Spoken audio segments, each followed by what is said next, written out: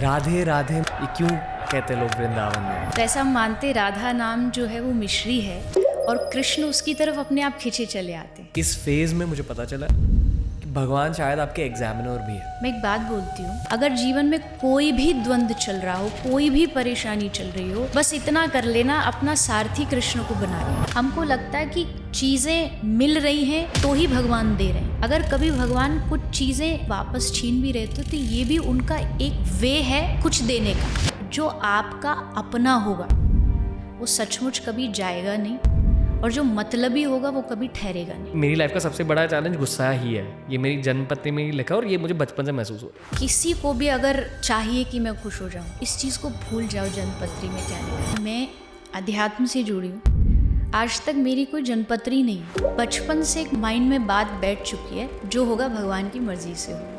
तो कभी भी बुरा भी हुआ तो भी वो अच्छा ही लगा, क्योंकि पता वो कर रहा है। तो राधा रानी के जो पिता है वृषभान जी, उन्होंने वृंदावन की जो एंट्री है वहीं पर एक सुरक्षा कर्मी खड़ा किया और जो भी एंट्री करता उसको कहा कि यहाँ कोई कृष्ण नहीं बोलेगा, क्योंकि आई थिंक सनातन धर्म में एक राइवलरी चल रही है ऑनलाइन। धर्म के नाम पे लड़ने वाले तो आई थिंक मुझे लगता है कि कुछ भी नहीं जानते। देवी देवता आपस में नहीं लड़ रहे और तुम उनका नाम ले लेकर के लड़े जा रहे हो, उनके बारे में न जानते हो। अक्सर जो हम भूल जाते हैं वो अपनी आत्मा का जो खाना है वो भूल जाते हैं। And the soul food is devotion. सत्संग आप जस्ट ये कह के स्किप नहीं कर सकते, नहीं नहीं नहीं ये सत्संग तो बूढ़े लोगों का काम है। नहीं, ये आपका काम है। अगर आप चाहते हो आपकी लाइफ एकदम ट्रैक पर चले, खुशहाल रहे, तो आपको ये करना होगा।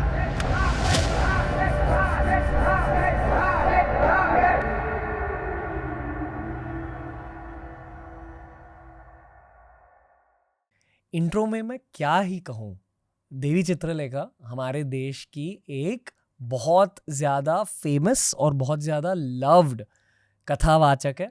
आज के पॉडकास्ट में श्री कृष्ण की बातें हो चुकी है, बहुत कुछ सीखा मैंने इस कॉन्वर्सेशन के थ्रू। आई एम श्योर जो पॉजिटिव एनर्जी और जो स्पिरिचुअल कामिंग एनर्जी हमें फील हुई इस कॉन्वर्सेशन में देवी जी से बात करते हुए, वो आपको भी फील हो जाएगी। ये एक वो वाला TRS एपिसोड है, थोड़ा सा इथीरियल, थोड़ा सा स्पिरिचुअल और पूरी तरह से धार्मिक। ये है हमारा एपिसोड देवी चित्रलेखा जी के साथ TRS पर।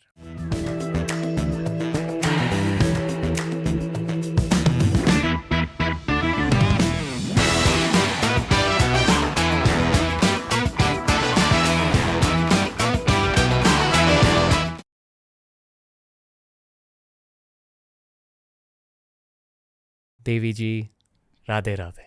राधे राधे। बहुत अच्छा लग रहा है कि आप आज हमें कुछ सिखा कर जाएंगी। I hope. आप कैसे हो? मैं बहुत अच्छी हूँ, भगवान की बहुत कृपा है। एंड आई होप आप भी बहुत अच्छे हैं। मैं ऑनेस्टली लाइफ में थोड़ी टेंशन में हूँ।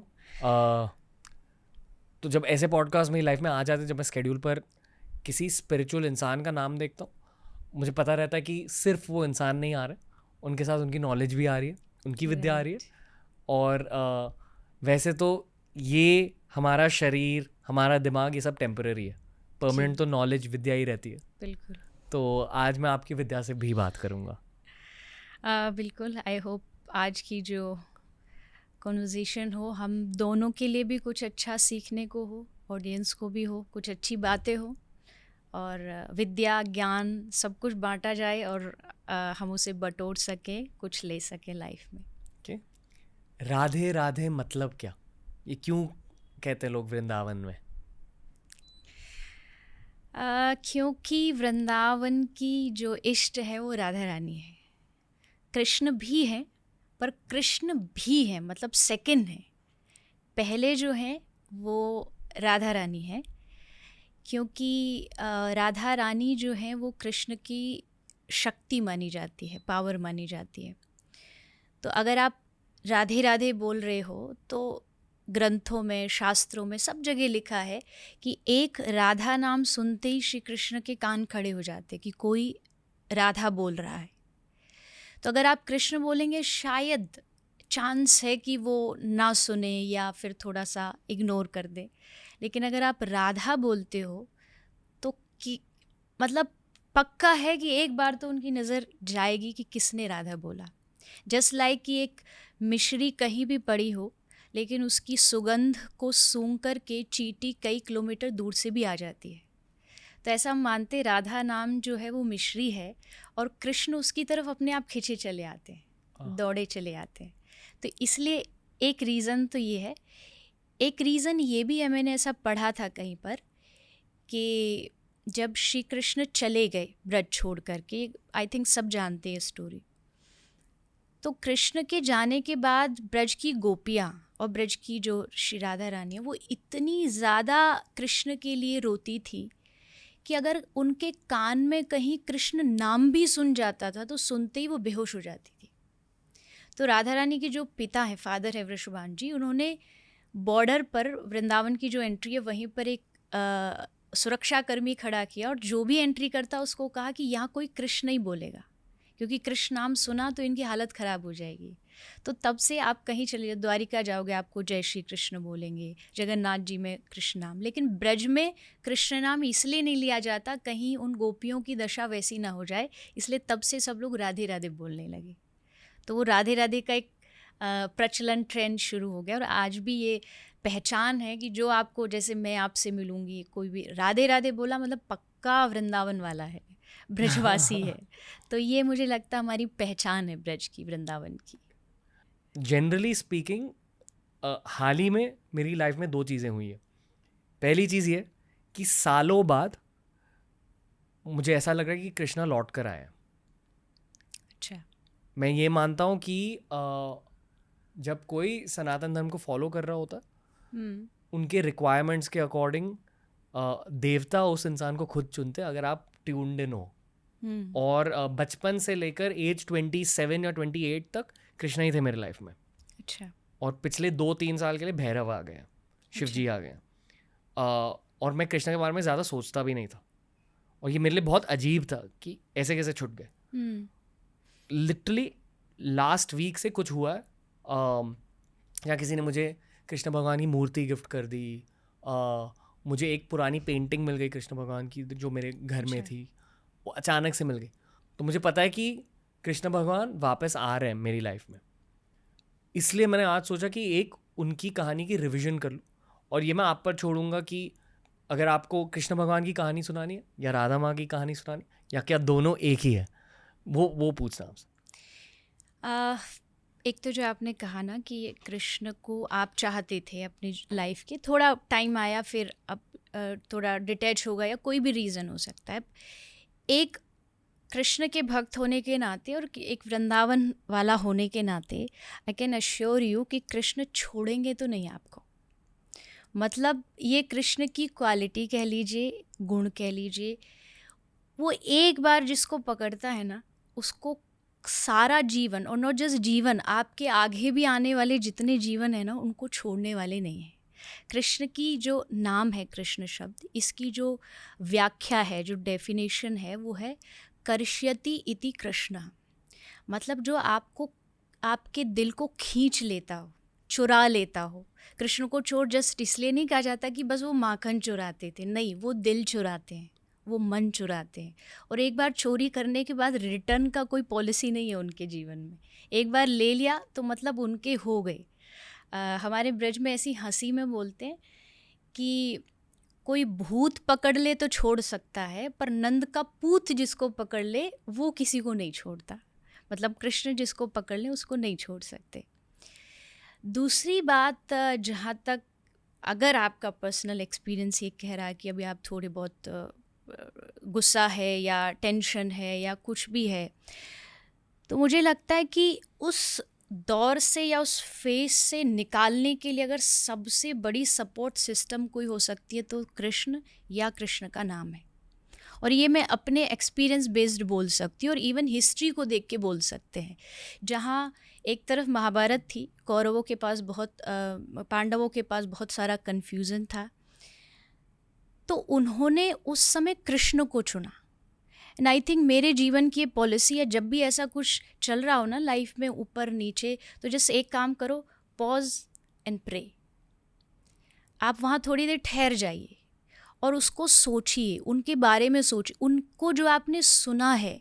अगर जीवन में कोई भी द्वंद्व चल रहा हो, कोई भी परेशानी चल रही हो, बस इतना कर लेना, अपना सारथी कृष्ण को बना लेना, और उसका रिजल्ट, उसकी जो डेस्टिनी है वो ऑलवेज विक्ट्री ही होगी। क्योंकि हमने इतिहास पढ़ा है, 100 कौरवों पर जो जीत हुई वो 5 पांडवों की हुई, जबकि ये एक इम्पॉसिबल टास्क है। अगर आप लॉजिकली सोचेंगे तो 100 लोग हमेशा जीतेंगे रादर देन 5 लोग, क्योंकि उनके पास पावर ज़्यादा थी, उनके पास अक्षौणी सेना थी, नारायणी सेना, जिसके सामने स्वर्ग का इंद्र भी हार जाता है, बट वहाँ जीते पांडव। तो मुझे लगता आप नहीं, हम सबकी लाइफ में ऐसा एक टाइम फेज़ आता ही है जब आदमी थोड़ा सा कंफ्यूजिंग उसका दौर चलता है, तो उस समय कृष्ण से बेहतर सारथी कोई नहीं हो सकता। आपको कभी गुस्सा महसूस होता है? होता है, लेकिन ऐसा नहीं कि अगर मैं यहाँ बैठी हूँ तो अभी या मेरे माइंड में ऐसा चल रहा होगा। एक फेज़ हो सकता है 5 मिनट का, 10 मिनट का, और मे बी वो 5-10 मिनट का भी एक्सट्रीम लेवल वाला नहीं होता। जो लोग कुछ कहते हैं ना, भाई मेरा कंट्रोल नहीं है, नहीं, मेरा कंट्रोल है। और मैं ये अक्सर बात कहती हूँ कि ऐसा नहीं, कंट्रोल सबके पास होता है, ऐसा कोई नहीं है जिसके पास कंट्रोल नहीं है। क्योंकि अगर गुस्सा कंट्रोल करने का पावर हमारे हाथ में नहीं होता, तो फिर हम अपने से जो बड़े पद पे होते हैं उन पर गुस्सा क्यों नहीं करते। लाइक हमारा बॉस है, उस पर हम गुस्सा क्यों नहीं करते, क्योंकि हमें पता 2 मिनट में फायर कर देगा।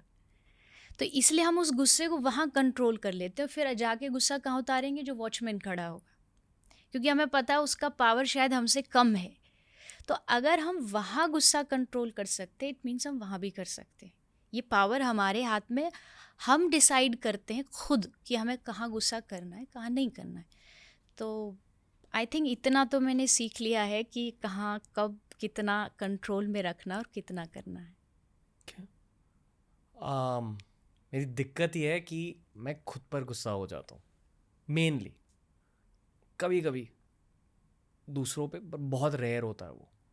पर मोस्टली अंदर ही अंदर आग जल रही होती है।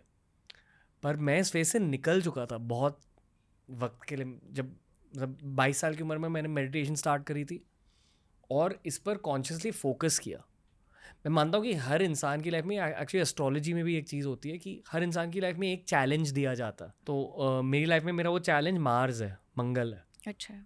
तो मेरी लाइफ का सबसे बड़ा चैलेंज गुस्सा ही है। ये मेरी जन्मपत्री में ही लिखा और ये मुझे बचपन से महसूस होता। अब दूसरों पर गुस्सा इतना नहीं होता है, कभी कभी होता है, पर बहुत रेयर है। खुद पर ही है, अंदर ही अंदर आग जल रही है। तो मैं कोशिश करूंगा आज उस आग को बुझाने की, आपकी कथा के थ्रू। आई होप, कृष्ण तो है ही ऐसे, कृष्ण की शक्ति ऐसी है। मैं कहती हूँ कि चिंता करे तो मिले बीमारी, और चिंतन करे तो मिले बिहारी। मतलब कृष्ण का चिंतन करोगे तो आपको ऑटोमेटिकली लाइफ में कहीं भी कोई भी स्ट्रेस, कोई भी टेंशन होगी। मैं ये नहीं कह रही कि नहीं होगी, ये लाइफ है ही ऐसी कि यहाँ चीज़ें हमेशा बदलने के लिए ही बनी हैं। चीज़ें बदलती हैं, रिश्ते बदलते हैं, लोग बदलते हैं, सिचुएशंस बदलती हैं, बट उन सिचुएशंस में भी एक इनर स्ट्रेंथ जो होती है ना, वो सबसे ज़्यादा ज़रूरी होती है। और वो आपको बाहर के प्रोडक्ट्स नहीं दे सकते, कभी भी नहीं दे सकते। द रीज़न इज़, आज हम लोग जो सबसे ज़्यादा दुखी है वो इसीलिए है कि वो स्ट्रेंथ हम बाहर से पाने की कोशिश कर रहे हैं। लाइक किसी लग्जरी आइटम से, शायद मेरे पास आईफोन होगा तो मैं खुश हो जाऊंगा, शायद मेरे पास ये वाली गाड़ी होगी, उसको हमें लगता है कि उससे हमें इनर पीस मिलेगा, लेकिन वो नहीं मिलता है, मिलने के बाद भी नहीं मिलेगा। तो इट मीन्स कि कोई तो रीज़न है ना कि बाहर नहीं है वो, और अंदर हम देखते नहीं, अंदर हम जाने की कोशिश करते नहीं, अंदर हम जो हम कृष्ण की बातें अगर करेंगे तो उसको हम जानने की कोशिश नहीं करते। अगर भगवान की बातें भी कोई आती है तो हम सबसे पहले उसको फॉरवर्ड और स्किप करके आगे बढ़ जाते हैं, और हमें लगता है कि हमारा जीवन खुशियों से भरा होना चाहिए। नहीं हो सकता।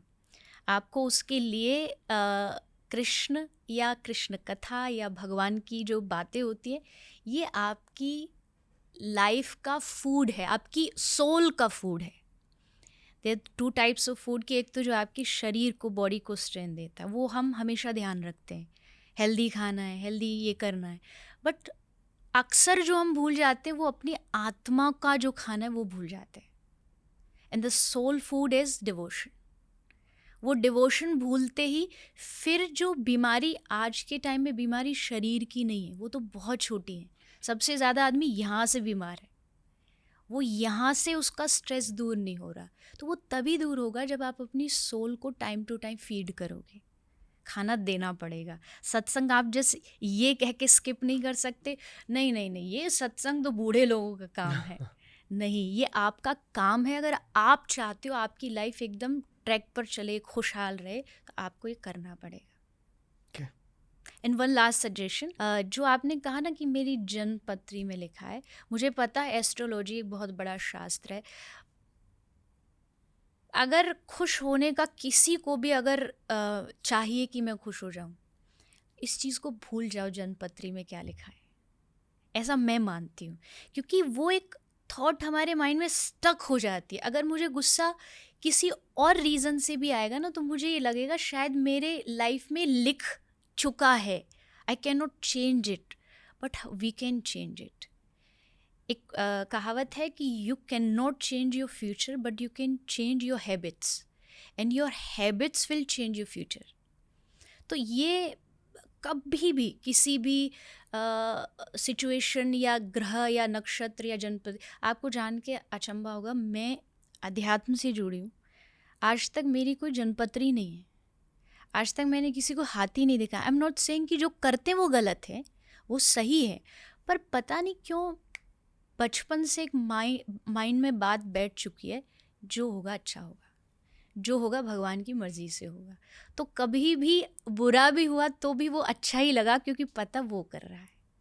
तो ये अगर हम समझ लेंगे तो कोई हमें लगता भी है हमारी लाइफ में लिखा हुआ है, तो वो आई थिंक हमें ज़्यादा इफ़ेक्ट नहीं करेगा. ओके. एस्ट्रोलॉजी, ज्योतिष, ये भी एक ऐसी विद्या है जो शो के थ्रू मेरे पास आई. मैंने उसे बुलाया नहीं, वो बस आ गई. सीखा है मैंने उससे थोड़ा बहुत.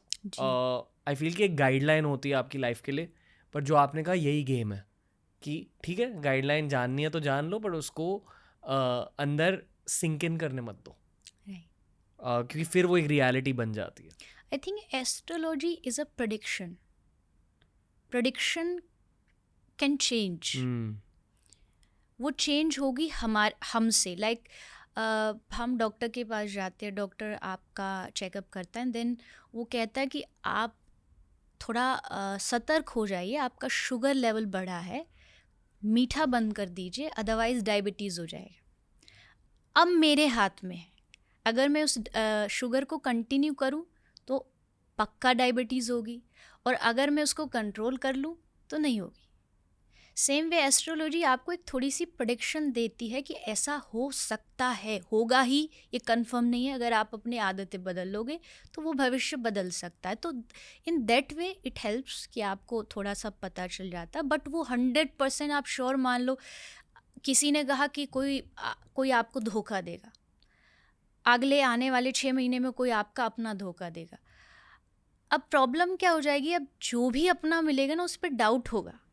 अगले 6 महीने तक हर आदमी पे डाउट होगा, ये तो नहीं है, वो तो नहीं, कुछ गलत तो नहीं कर देगा. तो मुझे लगता है भगवान ने जो हमें बनाया ना कि हमें अपना फ्यूचर नहीं पता, ये एक बहुत बड़ी ब्लेसिंग है कि जो होगा, जो आएगा देख लेंगे. क्योंकि भविष्य पता भी चल जाता तो आज जो ये जैसी दुनिया दिख रही है ना वैसी नहीं होती. मुझे पता चल जाए मैं 70 साल तक मरूंगी ही नहीं, चाहे कुछ भी हो जाए, चाहे मेरा गर्दन काट दिया जाए, तो शायद मैं गलत काम करने लग जाऊं, क्योंकि मुझे अपने आप पे कंफर्मेशन है कि नहीं होगा मेरे साथ, मैं मरूंगा नहीं. तो भगवान ने कहा तू अंधेरे में रह, जो होगा आगे चल करके ऑटोमेटिकली तेरे पास आता चला जाएगा. तो आई थिंक मुझे ऐसा लगता है. मैं बस अब्जॉर्ब कर रहा हूँ जो आप कह रहे हो. कथा सुननी है जी. आपको कहाँ से शुरुआत करनी है इसकी? आप बताइए, क्या आपको राधा माँ की कथा सुनानी है या कृष्ण भगवान की? मेरे लिए तो दोनों ही बराबर है. मेरे लिए दोनों फेवरेट टॉपिक है. क्या दोनों और सेम अलग नहीं है. आंसर आपको पहले ही मिला। अलग नहीं है। बहुत एक सिंपल तरीके से समझाती हूँ। पहले के टाइम में लड़कियाँ चोटी बनाती थी बाल को गूंथ करके। उसमें होता क्या है, उसमें बाल होते हैं, एक ही बाल है, एक ही लड़की के बाल है, बट उसको क्या किया जाता है, उसका पार्ट कर दिया जाता है, 3 उसके पार्ट किए, एंड देन 3 पार्ट करके उसको एक दूसरे के ऊपर ऐसे चढ़ाया जाता है। बाल तो वैसे ही स्ट्रेट थे, बट उसको करके उसका थोड़ा सा और अच्छा बना दिया, उसको एक डिज़ाइन अच्छा बना दिया। राधा और कृष्ण एक है, लेकिन अब उसको और अच्छा बनाना है, सजाना है, तो पहले उनको 2 बनाया गया। एक कृष्ण बने और एक राधा बनी, और फिर उन दोनों का जो मिलना है, वो जब दोनों मिले तो उससे फिर जो लीला बनी, जिसको कृष्ण लीला, महारास लीला, जो भी निकुंज लीला कहते, उससे फिर रस बढ़ा। वो थे एक ही, पर रस को बढ़ाने के लिए वो 2 बने, उन्होंने 2 रूप धारण किए, एंड देन फिर वो दोनों जाकर के एक में मिल गए। तो अलग वाला सिस्टम तो यहाँ है ही नहीं।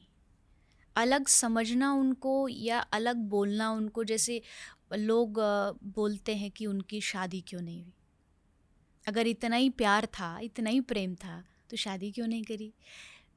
तो मैं कहती हूँ कि शादी के लिए तो हमेशा 2 लोग चाहिए, तब तो शादी होगी। जब 2 थे ही नहीं तो शादी कैसे कर लोगे? वो दोनों एक ही थे, आप अपने आप ही से शादी नहीं कर सकते, यू नीड अ पर्सन। तो वैसे ही राधा कृष्ण, अगर इसकी भी आप जानना चाहते तो हाँ, राधा कृष्ण की शादी हुई थी, हमारे शास्त्रों में लिखा है, गर्ग संहिता में लिखा है, कृष्ण राधा रानी का शादी हुई। आज भी वृंदावन में वो जगह है, लोग जाते दर्शन करते। अगर आप उस नज़रिए से देखना है तो वहाँ भी राधा कृष्ण एक ही है। तो इसको लोगों ने एक तो थोड़ा कम समझा नहीं, उसका रीज़न ये कि समझाने वाले कम थे। लोगों ने राधा रानी के बारे में अभी कुछ विशेष दिनों से, जनरल पब्लिक ने, वैसे तो राधा रानी के ऊपर इतने ग्रंथ हैं जितने कृष्ण के ऊपर है, बट जनरल पब्लिक थोड़ा सा अब जानने लगी है कि राधा रानी कोई लड़की नहीं थी, कोई नॉर्मल जनरल कोई गोपी नहीं थी, वो कृष्ण का ही रूप है। कृष्ण ने सोचा कि सारी दुनिया मुझे भजती है, मैं किसको भजूं? अरे मैं भी तो चाहता हूँ ना कि मैं किसी का आंख बंद करके ध्यान करूँ, लोग मेरा ध्यान करते हैं, मैं किसका करूँ? तो उन्होंने कहा मैं राधा का करूँगा, मुझसे ऊपर मैं अपनी एक शक्ति का निर्माण करूँगा जिसका नाम राधा होगा, और मैं उनका ध्यान करूँगा। अगर डीपली अगर आप नॉलेज में जाओगे ना राधा कृष्ण की में, तो एक टाइम आएगा कि आपकी ज़ुबान पे कृष्ण भी भूल जाओगे, जिस राधा राधा रहेगा। इतना रस है उनके नाम में, और उनकी भक्ति में इतना रस ब्रजभूमि में बताया और बोला जाता है। बचपन में एक इस्कॉन की किताब मेरे पास थी, पता नहीं कहाँ से आई थी, जहाँ एक्चुअली स्टोरी फॉर्म में बच्चों के लिए बताया गया था। हाँ। और वो मेरे इमेजेस हैं कृष्ण भगवान के, बाल कृष्ण के। आप एक स्टोरी फॉर्मेट में बता सकते हो कृष्ण भगवान के जन्म से लेकर जहाँ तक भी आपको चाहिए कि एग्जैक्टली क्या हुआ? और ये कुछ लोग मानेंगे कि हर किसी को पता है ये कहानी, पर ये सच नहीं है। मेरे कुछ दोस्त हैं क्रिकेट में, फिल्मों में, जब वो ऐसी बातें मेरे साथ करते हैं, पहले तो ऐसी बातें वो खुलकर नहीं करते कैमरे के सामने। रिलीजियस टॉक से बहुत सारे लोग डरते हैं, पर वो मुझसे पूछते हैं कि क्या आपके पास ऐसा कोई वीडियो है जहां आप एकदम बेसिक वाली स्टोरी समझा सकते हो? तो ऐसे वीडियोस हैं यूट्यूब पर ऐसे पॉडकास्ट नहीं है। तो मैंने सोचा कि आज के पॉडकास्ट में वही करते हैं, जो एकदम बेसिक वाली कहानी है वो सुनाइए। आई एम श्योर कि यहाँ भी इन चारों ने शायद वो बेसिक वाली कहानी नहीं सुनी है। करेक्ट? नहीं सुनी। पहली बात तो हमने जिस देश में जन्म लिया है ना, मुझे लगता है कि जब बच्चे का जन्म होता है तो जैसे हम उसको समझाते हैं, बताते हैं। आज के छोटे से बच्चे से पूछो कि तुझे क्या बनना है, तो कहेगा मुझे जेम्स बॉन्ड बनना है, मुझे स्पाइडरमैन मेरा रोल मॉडल है, हीरो है। क्यों? क्योंकि हम उनको वही स्टोरीज़ सुनाते हैं, समझाते हैं। अगर बचपन में उनको ये सुना दिया जाए ना कि कृष्ण ने 6 दिन के जब वो थे तो उन्होंने पूतना को मार दिया था, तो मुझे लगता है बच्चों के रोल मॉडल कृष्ण बन जाएंगे, उनके लिए सुपर हीरो कृष्ण बन जाएंगे। क्योंकि इस देश में सबसे बड़ा सुपर हीरो कोई है तो वो कृष्ण ही है। उसने जो किया वो आज तक कोई नहीं कर पाया। तो शुरुआत अगर करें उनके जन्म की, जो जन्म भी आई थिंक रॉन्ग वर्ड होगा, उनके अवतार की, क्योंकि जन्म इन अवतार हमारा जन्म हुआ है क्योंकि हमको भेजा गया है ज़बरदस्ती। वो आए हैं अपनी मर्जी से, हमें भेजा गया है, हमें भेजा गया है, हमें इस कुएं में डाला गया है। मैं एक बात कहती हूँ कि अवतार और जन्म में ये फ़र्क है। ये संसार एक कुआं है, इसमें हमें कोई गिर गए, हम पैर फिसल गया या गलत कर्म हो गया हमसे, हम गिर गए। अब जो कुएं में गिर गया उसको बचाने के लिए एक आदमी कुएं में उतरता है। तो जो पहले गया उसको गिरा बोलेंगे कि ये कुएं में गिर गया, और जो दूसरा उसको कहेंगे कुएं में उतरा है बचाने के लिए। कुएं में गिरने से पहले हम क्या थे और हम कहाँ थे? इसी में भटक रहे थे, अलग अलग फॉर्म लेके भटक रहे थे। शास्त्र कहते 84 लाख योनियाँ, 84 लाख योनियों में हर टाइम हम ये कपड़े, ये कॉस्ट्यूम चेंज करते हैं, अलग अलग नाम मिलता है, अलग अलग माँ बाप मिलते हैं, अलग अलग जगह मिलती है। शायद पशु भी बन सकते, पक्षी भी बन सकते, कोई भी बन सकते हैं। तो हम यही घूम रहे हैं, इसी सर्कल में सब लोग घूम रहे हैं। 84 लाख का जो एक सर्कल है उससे एग्जिट करने का एक ही पॉइंट है, and that is human life, मनुष्य जन्म। मनुष्य जन्म में आप बाहर जाते हो, अदरवाइज तो इसमें चक्कर लगाते रहेंगे। तो गिरे हैं और भगवान अवतार लेके हमको गिरे हुओं को निकालने के लिए आते हैं। कृष्ण आए, राम आए, वो इसलिए आए कि ये इतने जो भटक रहे हैं, दे नीड अ सपोर्ट। हम जाएंगे, हम खुद जाके अपने हाथ से उनको बाहर निकालेंगे, इसलिए भगवान का अवतार होता है। भगवान के 24 अवतार हैं, हमारे सनातन धर्म में मानते हैं भगवान के 24 अवतार हैं। 23 अवतार हो चुके हैं, एंड जो 24वां है वो होगा कली के लास्ट में, कल की अवतार। 24 फॉर्म लिए भगवान ने, उसका रीज़न ये, भगवान जानते सबका इंटरेस्ट अलग अलग है। किसी को भगवान बहुत शांत वाले अच्छे लगते हैं, उनके लिए भगवान राम जी बन गए मर्यादा में। कोई ऐसा है जन नहीं जिसको थोड़ा सा नाचना, गाना, हंसना ये सब पसंद है, तो भगवान ने कहा लो मैं एक ऐसा अवतार लेता हूँ जिसमें मैं नाचूंगा भी, मैं हंसूंगा भी, मैं गाऊंगा भी, मैं आपका हाथ पकड़ के नाचूंगा भी। तो उन्होंने कृष्ण अवतार लिया। कृष्ण को अगर आपने सुना हो, आप जैसे अध्यात्म की नॉलेज रखते हो, कृष्ण को पूर्णावतार कहा गया है। पूर्ण मतलब ही इज़ अ कंप्लीट मैन, हर चीज़ है उसके भीतर, उनके अंदर हर रस है। वो खुशी में खुश भी होते हैं, तो वो गोपियों के और ब्रजवासियों की याद में जब रोना होता तो खुल के रोए भी हैं।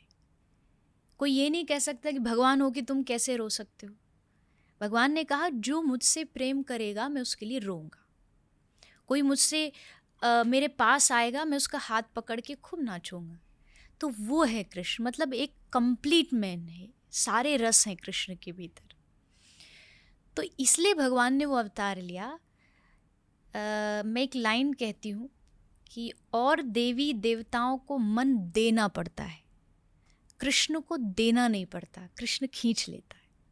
कृष्ण अपने आपको अपनी ओर जोड़ लेते हैं, लगा लेते हैं। इसलिए भगवान ने कृष्ण अवतार लिया। माता पिता भगवान के बने, और ये जितने भी, एटलीस्ट किसी ने कोई स्टोरी नहीं जानी हो, इतना तो पता होगा कि कृष्ण की माँ है यशोदा, बाबा है नंद बाबा है, और भी ग्वाला है, सखा, उनके फ्रेंड्स थे मधुमंगल। ये जितने भी लोग हैं ना, ये सब भगवान के ही सारे मेंबर्स हैं।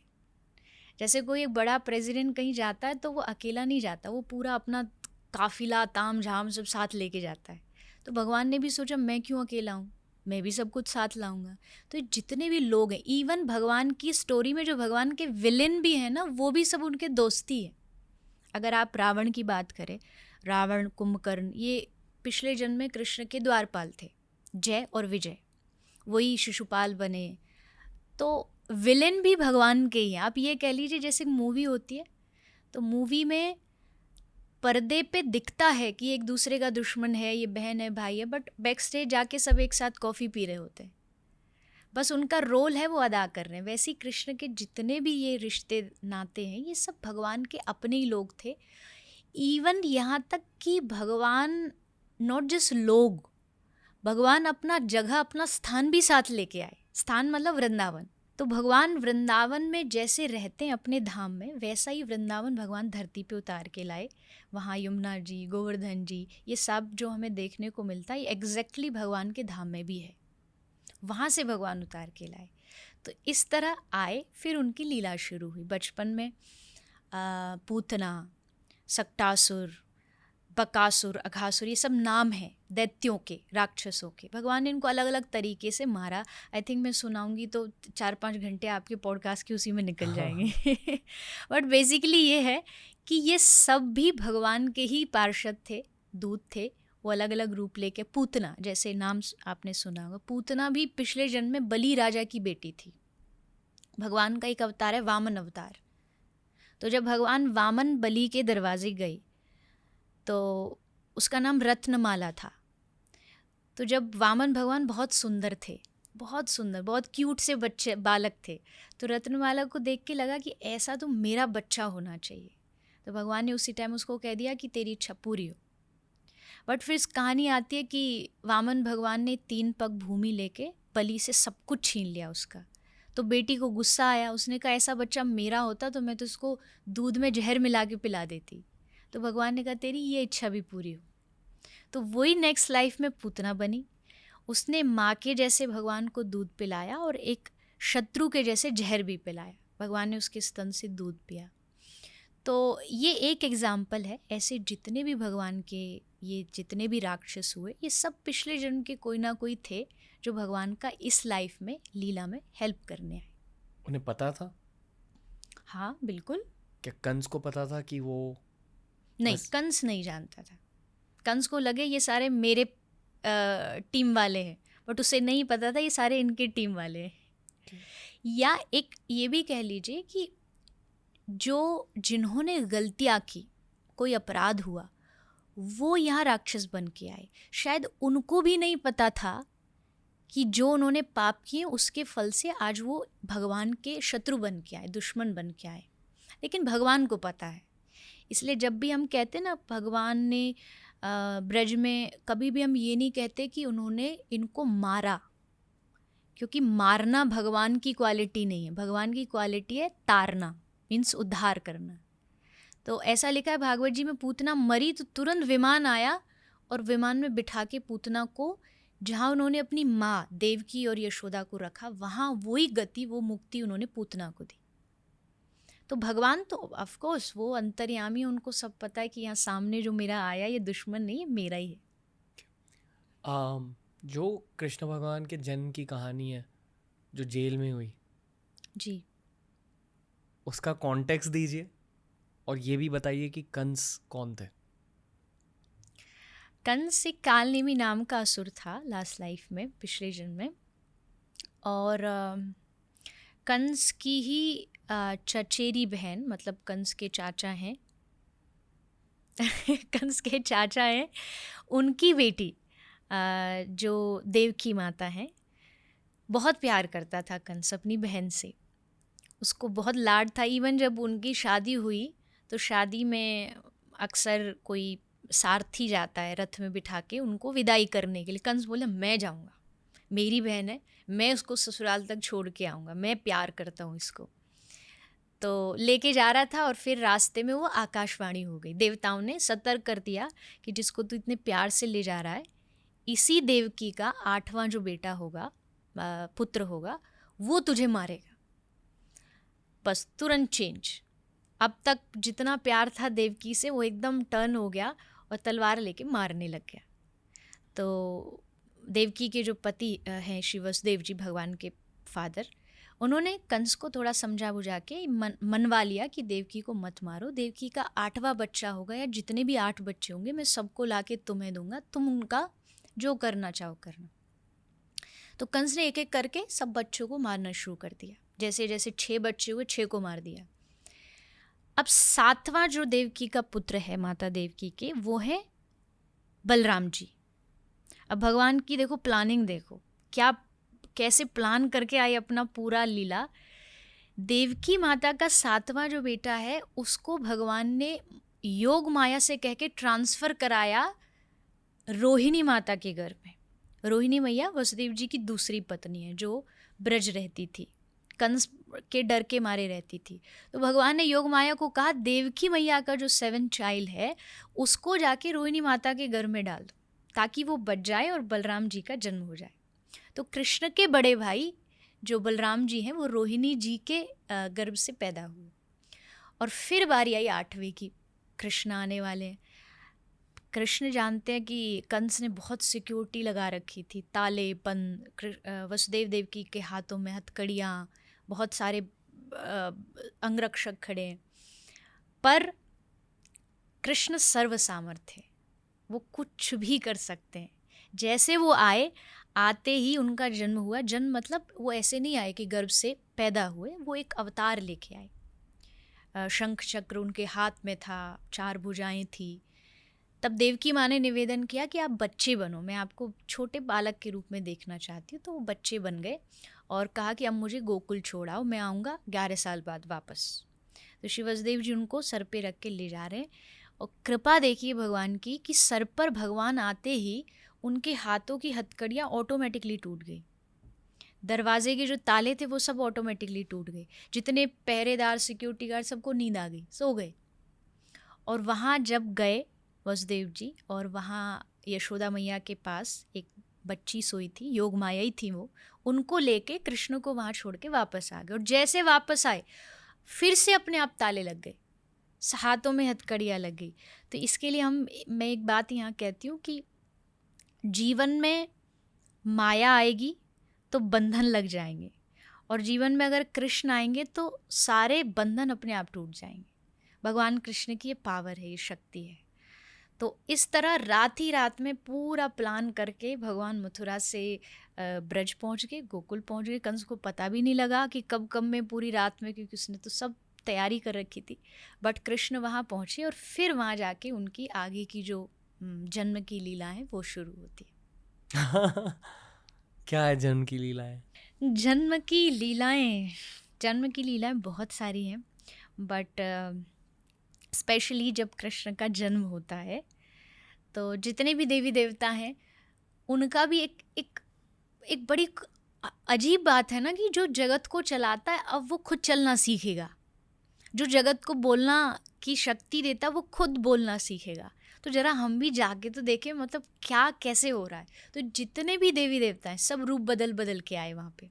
कोई गोपी बन के आया, कोई ग्वाला बन के आया, और सब बस एक बार कृष्ण को देखना चाहते हैं। वो पल्ले में, छोटे से पल्ले में वो सोए हुए हैं, एक झलक पाना चाहते हैं बस, उनको दूसरा कुछ नहीं करना। और उस झलक में भी क्या, कृष्ण की मुस्कुराहट देखना चाहते हैं। क्योंकि इस दुनिया में अगर सबसे सुंदर कोई मुस्कुराना जानता है तो वो कृष्ण है। उनसे ज़्यादा सुंदर कोई मुस्कुरा नहीं सकता। एक कथा आती है, शायद जो सुनते होंगे कथा उन्होंने नाम सुना होगा। जरासंध एक राजा था, वो कंस का रिश्ते में ससुर लगता था। तो उसने मथुरा पर, जब कंस मरा तो उसको लगा कि मथुरा पे तो कृष्ण राजा बन गया, तो उनको वो बार बार आक्रमण करने आ रहा है मथुरा पर। बार बार वो हार जाता है। 17 बार आया, भगवान ने 17 बार उसे हरा के भेज दिया। नेक्स्ट टाइम वो एक अपने दोस्त को साथ लाया लड़ने के लिए, जिसका नाम था काल्यवन। तो जरासंध ने काल्यवन को कहा तू मेरा साथ दे और कृष्ण को मार। तो काल्यवन ने पूछा मैंने तो देखा नहीं कभी भी कृष्ण को, तुम बताओ कैसा दिखता है कृष्ण, तभी तो मैं पहचानूंगा। तो जरासंध ने एक बहुत सुंदर बात कही। जरासंध कहता है कि युद्ध चल रहा होगा और उस सारी सेना में जो सबसे सुंदर मुस्कुरा रहा होगा, समझ लेना वही कृष्ण है। तो काल्यवन ने पूछा कि ये कौन सी बड़ी बात है, मुस्कुरा तो कोई भी अच्छा सकता है, स्माइल तो किसी की भी अच्छी हो सकती है। तो जरासंध ने कहा कि मुस्कुरा सकता है कोई अच्छी सिचुएशन में, जब उसके लिए सिचुएशन उसके हित में हो, बट जहाँ युद्ध चल रहा हो उस सिचुएशन में अगर कोई मुस्कुरा सकता है तो केवल कृष्ण है। महाभारत का युद्ध चल रहा है, वहाँ कृष्ण मुस्कुरा रहे हैं। तो मतलब कि कृष्ण की जो मुस्कुराहट है वो उनके जीवन का सबसे सुंदर पार्ट है। उसको देखने के लिए कृष्ण के जन्म पर सारे देवी देवता आते हैं, इवन लक्ष्मी जी भी आती हैं। लक्ष्मी जी ने सोचा कि है तो हमारे पतिदेव हस्बैंड, पर बालक रूप में आए तो हम भी जा करके ज़रा देखें कि कैसे दिखते हैं। तो लक्ष्मी, कुबेर, ब्रह्मा जी, शंकर जी सब आए। सब ने आकर के भगवान कृष्ण का दर्शन, शंकर भगवान आए। और जैसा आपने कहा, पहले भगवान कृष्ण को मानते थे, देन थोड़ा अब शंकर भगवान। दोनों अलग नहीं हैं, दोनों एक दूसरे के पक्के वाले दोस्त थे, बेस्ट फ्रेंड हैं। हर जगह भागवत जी में या कोई भी ग्रंथ होगा, कोई भी कृष्ण कथा शिव कथा के बगैर पूरी नहीं होती, और शंकर भगवान की कोई लीला कृष्ण के बगैर पूरी नहीं होती। आई थिंक सनातन धर्म में एक राइवलरी चल रही है ऑनलाइन। ये राइवलरी को मैं नहीं समझ पाता, इसलिए मुझे खुशी हो रही है कि आपने ये बात कही, क्योंकि है तो सब एक ही।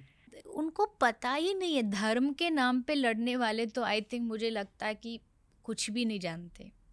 धर्म के नाम पे जो लड़ रहा है, देवी देवताओं के नाम पे, भगवान, देवी देवता आपस में नहीं लड़ रहे और तुम उनका नाम ले लेकर के लड़े जा रहे हो, उनके बारे में न जानते हुए। रामचरितमानस में भगवान राम ने कहा कि मुझे वो प्रिय जो शंकर को भजता है, और शंकर कहते हैं मुझे वो प्रिय जो राम को भजता है। उन दोनों राइवलरी सोचना ही एक मूर्खता है। आप एक बहुत बड़ा पाप और एक बहुत बड़ा अपराध कमा रहे हो अगर आप ये कहते हो कि नहीं, तेरा वाला छोटा, मेरा वाला भगवान बड़ा है। नहीं, बिल्कुल भी नहीं। सबके लिए अपनी अपनी स्थान है। हाँ, ये हो सकता है कि अब मेरे लिए जो कृष्ण है वो कृष्ण ही रहेंगे, उनका प्यार जो उनके लिए वो रहेगा, वो मेरे लिए हमेशा अलग रहेगा। बट उसका मतलब ये थोड़ी ना कि जो दूसरे देवी देवता हैं वो मेरे लिए कोई वैल्यू या सम्मान नहीं। नहीं, बिल्कुल नहीं। तो ये राइवलरी करने वाले हाँ, ख़त्म करो, पाप मत कमाओ, उल्टा एक दूसरे को आप सपोर्ट करो। जब कृष्ण और शंकर एक दूसरे को कर अच्छा, अगर दोस्ती नहीं होती तो बताओ भगवान शंकर दर्शन करने क्यों आते कृष्ण के? वो भी तो कहते भाई मैं क्यों जाऊं। और यहाँ पर दर्शन करने श्री कृष्ण आए। तो त्रेता में जब समुद्र पार करना था तो राम भगवान ने शंकर को अपना इष्ट बना के उनको बजाया। तो ये भेदभाव हम में है, उनमें नहीं है। अगर उनको सचमुच चाहते हो शंकर भगवान खुश हो तो कृष्ण नाम लो, कृष्ण को खुश करना चाहते हो तो शिव नाम लो, तब वो खुश होंगे। उनकी खुशी इसी में, उनकी प्रसन्नता इसी में। Viral reel I hope viral से समझे लोग इसको समझे कि नहीं, ये ख़त्म करो, ये लड़ना झगड़ना, थोड़ा सा इजी हो जाओ भगवानों के नाम पर, इतना गड़बड़ मत करो संभालो अपने आप को। क्योंकि इससे होता क्या, देखिए ये तो चलो हंसने वाली बात हो गई, बट सारे दूसरे धर्म में जब ये बात पहुंचती है ना तो लोग फिर कहते हैं अरे कैसे आपस में ही लड़ रहे हैं, इनको पता ही नहीं क्या कौन शंकर, कौन कृष्ण, कौन राम। तो हमारा धर्म बहुत ज़्यादा फ्लेक्सिबल है, ये अच्छी बात है, बट उस फ्लेक्सिबिलिटी का फ़ायदा नहीं उठाइए। इतना फ़ायदा नहीं उठा दीजिए कि आप उसको मजाक बना के रख दो। मजाक नहीं है, it's a very serious thing, serious topic है। तो उसकी जो सीरियसनेस है, उसकी जो गंभीरता है, उसको समझना चाहिए। मेरा गुस्सा ठंडा हो गया ये तो आई थिंक बेस्ट कॉम्प्लीमेंट होगा मेरे लिए अच्छा लग रहा है जान अभी, और अभी समझ आ रहा है कि कृष्णा किस तरह से मेरी लाइफ में फिर से एंटर कर रहा है। जो भी आप कह रहे हो ना, मैं विजुलाइज कर रहा हूँ उस किताब के अकॉर्डिंग जो मैंने बचपन में पढ़ी थी। और वो फोटोज मेरे दिमाग में फिर से चल रहा है। और पता नहीं क्यों पर वो फोटोज मुझे एग्जैक्टली याद है। बहुत घूरता था उन फोटोज को, और वो फिर से रिप्ले हो रहे हैं मेरे दिमाग में।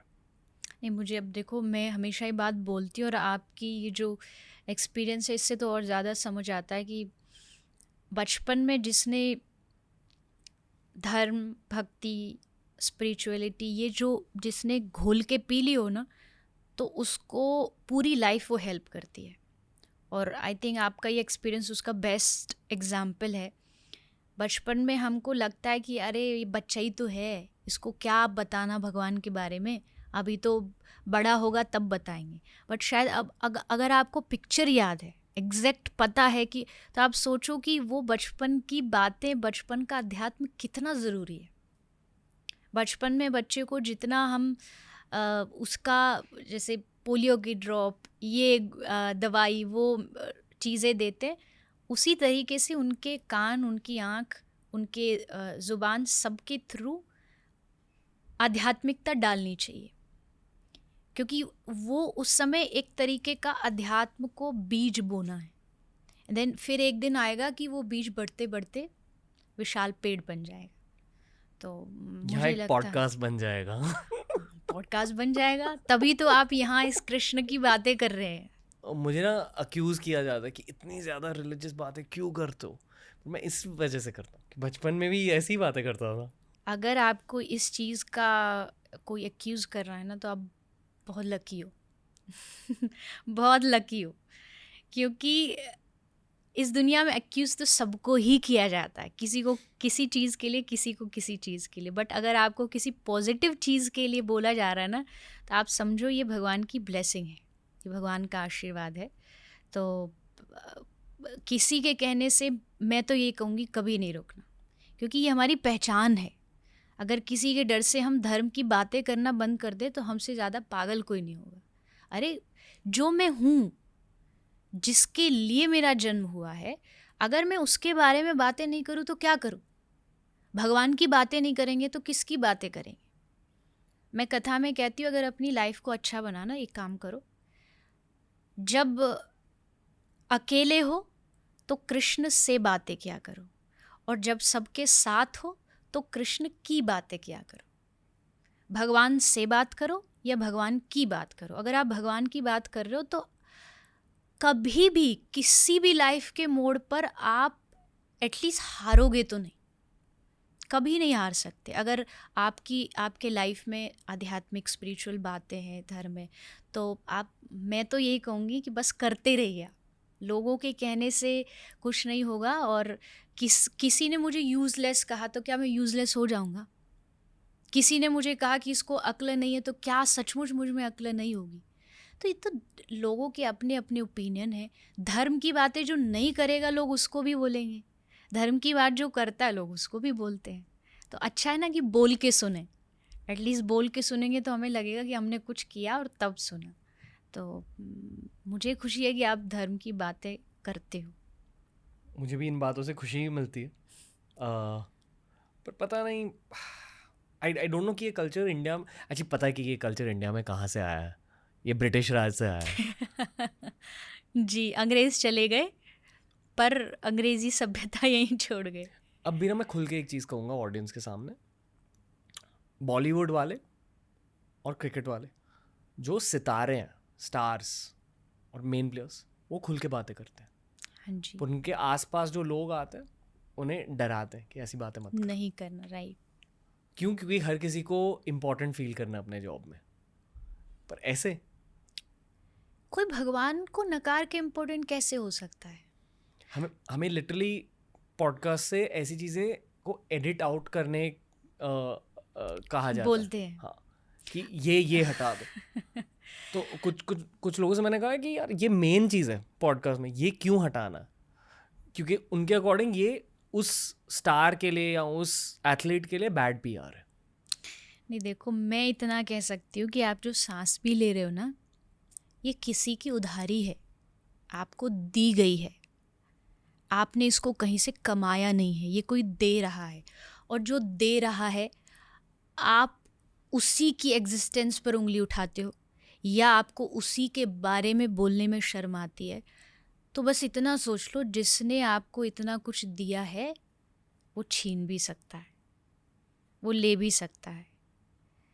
इस घमंड में कभी नहीं रहना, कोई भी। मुझे तो नहीं पता किस पर जैसा आपने कहा एक्सपीरियंस बेस्ड होता है कि लोगों को लगता है कि इस बारे में, भगवान के बारे में, भक्ति, धर्म, ये सब बारे में, उसकी वजह से हम हैं। भगवान ने जन्म न दिया होता तो आज इस धरती पर नहीं हो रहे होते। इसी मोमेंट पर अगर वो 1 सेकंड के लिए सांस रोक दे तो दुनिया के किसी बड़े से बड़े राजा या पैसे वाले आदमी में ताकत नहीं कि आपकी सांस वापस लौटा सके। तो इतना बड़ा इतनी बड़ी जो शक्ति है, इतनी बड़ी जो पावर है, जिसकी वजह से दुनिया में और आप चल रहे हैं, बोल पा रहे, आप उसके लिए बोलने में शर्माते हो नहीं। आपको तो उसके बारे में मतलब हर रोज़ सुबह उठ कर के खुद भी धन्यवाद देना चाहिए उसको कि उसने आपको एक और मौका दिया, एक और दिन दिया, और इवन आपको उसको खुल के लोगों तक भी पहुंचाना चाहिए। वो आपकी शक्ति बनेगा। भगवान के बारे में जो लोग बातें करते, आपने कभी किसी को देखा कि कोई संत या भगवान की बातें करने वाला डिप्रेशन की गोलियां खा रहा हो? किसी संत को डिप्रेशन की गोलियां खाते कभी सुना हो? मैंने तो शायद नहीं सुना आज तक।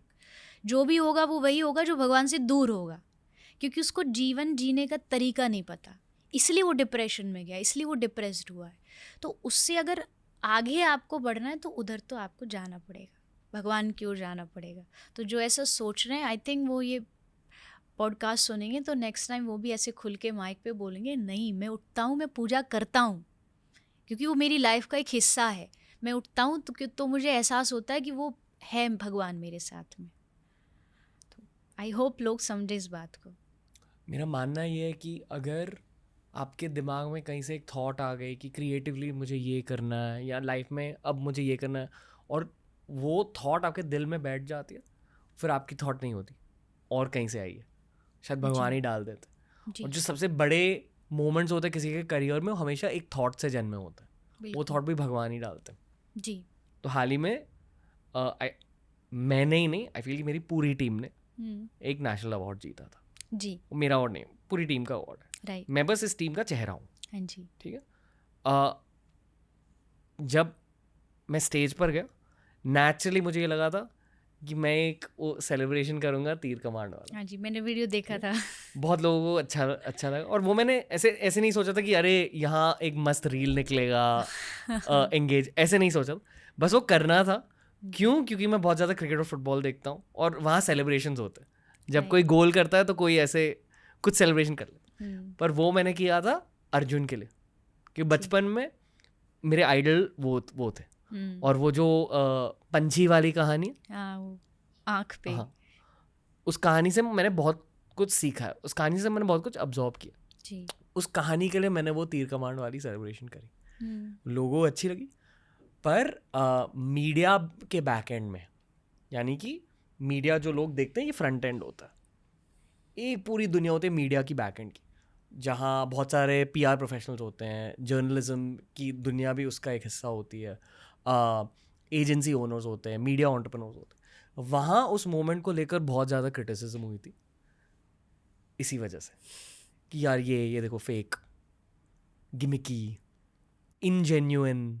आपको इस दुनिया में ऐसा कोई इंसान या ऐसा कोई भगवान मिला है जिसको हर आदमी प्रेज करता हो? क्या आपको ऐसा कोई इंसान मिला है जो हर इंसान, आई थिंक जितने भी एटलीस्ट भारत की बात करते हैं कि भारत में जितनी पॉपुलेशन है, क्या हर आदमी भगवान कृष्ण को चाहता है या उन पर उंगलियां भी उठाता है?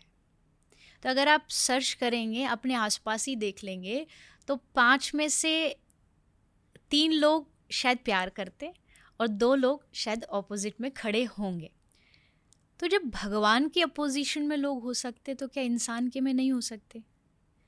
इंसान के विरोध में लोग बोलना ये सदियों से चलता आया है, और अगर मैं या आप ये चाहूँ कि नहीं, मैं तो जहाँ जाऊँ बस ऐसे ऐसे हो, सब वाह वाह हो, ये इम्पॉसिबल है। भगवान के लिए नहीं पॉसिबल हो पाया तो हम इंसानों के लिए तो कभी नहीं हो सकता।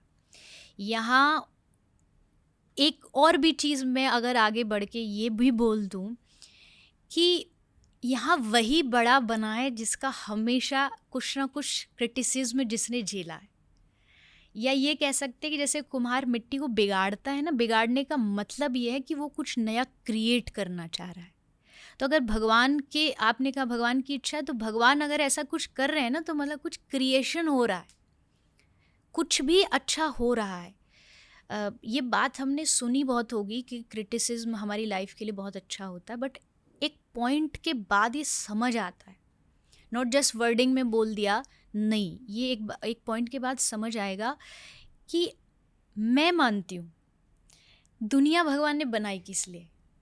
मैं मानती हूँ दुनिया भगवान ने बनाई है आपकी टांग खींचने के लिए, आपकी बुराइयाँ करने के लिए। वाह।